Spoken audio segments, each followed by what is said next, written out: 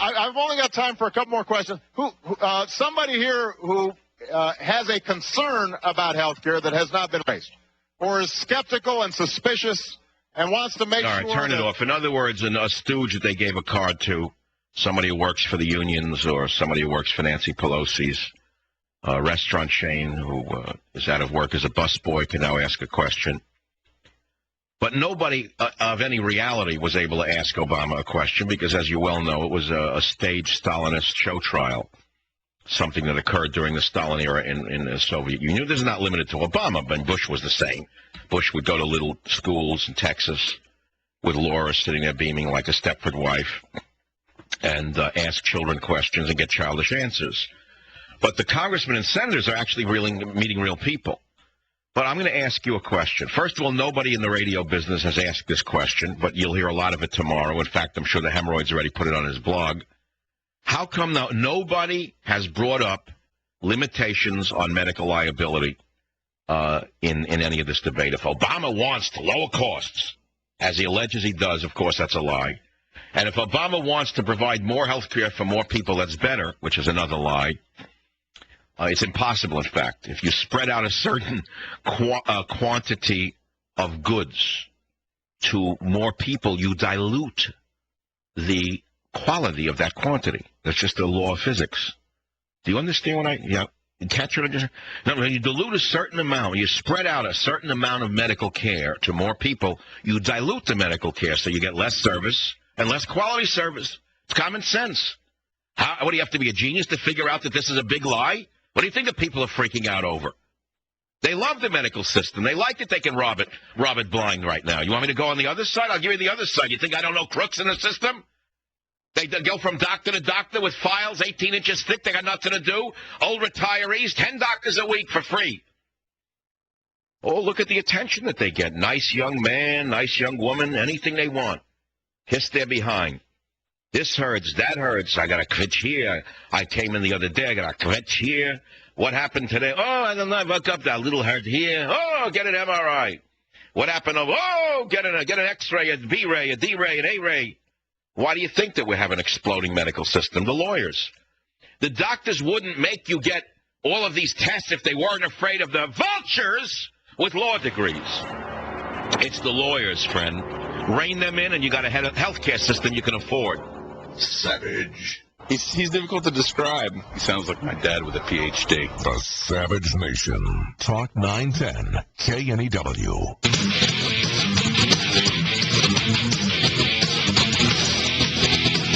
Ask yourself why Obama would nakedly lie, and say that in the health care reform package, illegals are not going to be covered. That's a total lie. They are being covered. In fact, the Democrats not 2 weeks ago said, we're going to make sure that all illegal aliens are covered by this new medical plan.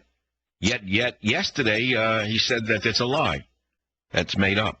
Why would he have gone to Mexico yesterday to assure the folks in Mexico that he's going to make sure that they're covered by health care reform? What was he doing there? He went for the cuisine? Why in the middle of this debate, where his presidency is crumbling, would he fly to Mexico and give a big speech about that, don't worry about it, you'll be included, and then eventually we'll get you the citizenship that you're not entitled to, if they weren't going to be included in this so-called health care reform? You see, 85% of Americans are already covered, as are illegal aliens. Illegal aliens, as you well know, are breaking hospitals from Los Angeles to Chicago. I've been in emergency rooms, unfortunately, 6 times in the last few years. Every time I've been there, next to me was an illegal alien family, 8 of them, with a child with the flu.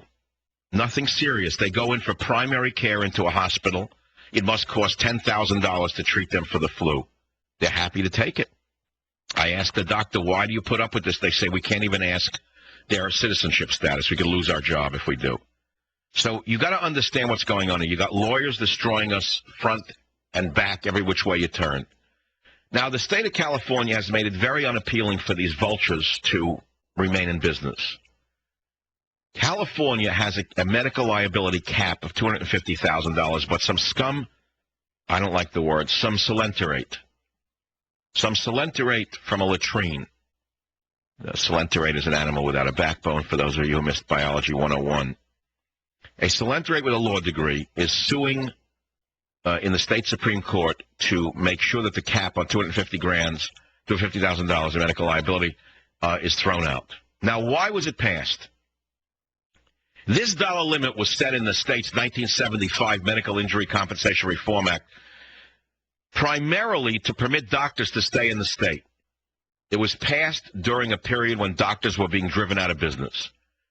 Lawmakers passed this cap at the height of a state medical liability crisis. Physicians nationwide view California reforms as the gold standard in tort reform. But you haven't heard one word from Dr. Obama about tort reform in his medical program. So the next time you go to a town hall meeting, if they ever let any more occur, ask them why the lawyers are not being stopped.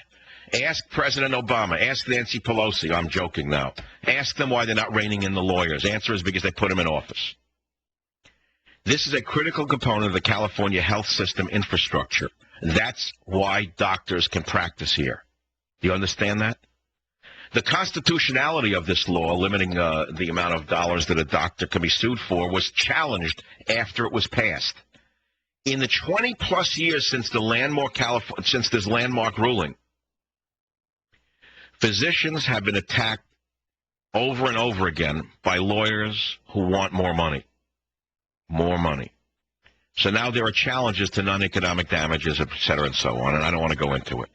You want me to go into it? And here's a case of a patient, James Van Buren, who challenged the non-economic damages cap after a California trial court reduced the $2.5 million in non-economic damages that the jury awarded him to only $250,000 under the law.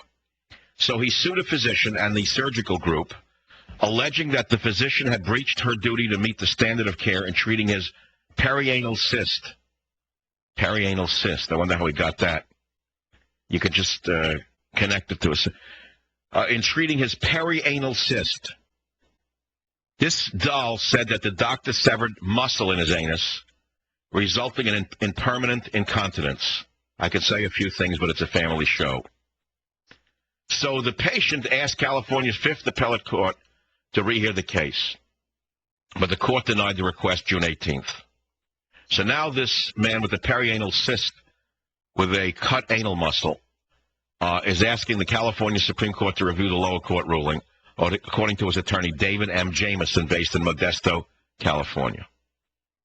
So that's it. But but this should be put in across the country. See, that's the whole thing. But it's not being put in across the country. And so that's why you understand it's all a lie and it's all a con by Obama and Pelosi and Reid and all of them. If they really were serious about providing more medical care, better medical care at lower cost, they would first put in medical liability caps. First thing, first rein in all the lawyers. It's a takeoff on Shakespeare of Dick the Butcher. He said it in another way, those of you who know Shakespeare. Dick the Butcher in one of the plays from Shakespeare said something else about lawyers, which I can't repeat, because otherwise I'm liable to be banned well, I wouldn't be banned in Britain. If I said this about lawyers, I'd probably be banned from courtrooms, I guess. As of right now, of course, I'm banned from juries in America. All I got to do is appear, and they don't let me on a jury. But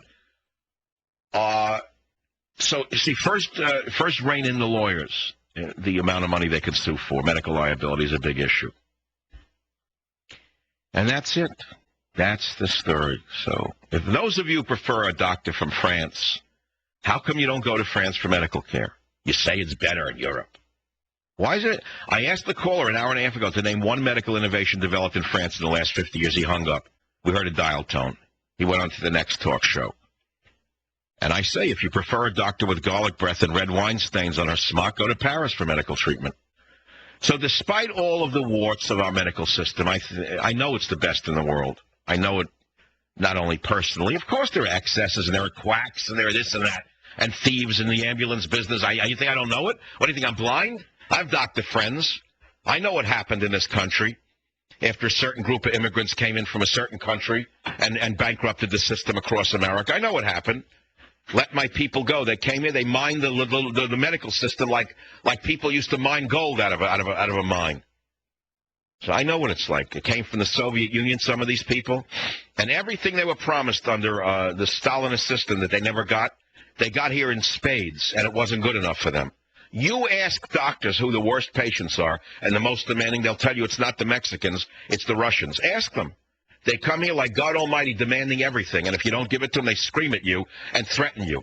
You know what they had in the ex-Soviet Union? They had a one salami in a butcher store with a line around the block. But here, Uncle Schmuck gives them everything, and then they sue on top of it all. So you want to fix the system, stop the lawyers. You want to fix the system, take the greed out of the system, take the fat out of the system. But don't destroy the greatest system on earth. You don't have to destroy I'll use a petty metaphor. You don't have to throw the baby out with the bathwater. Throw out the dirty bathwater. We have a fine medical system. Stop the lawsuits. Cap them at $250,000. Find out the medical fraud in Medicare, Medicaid. Find out how much medical fraud, how many billions of dollars a week are being stolen in medical fraud, in false claims. Okay? Do it. Clean it up. Spend $1 billion on lawyers to track that down. Then you're going to have a cleaner, meaner medical system. But don't destroy the whole system and turn it into a socialized medical system.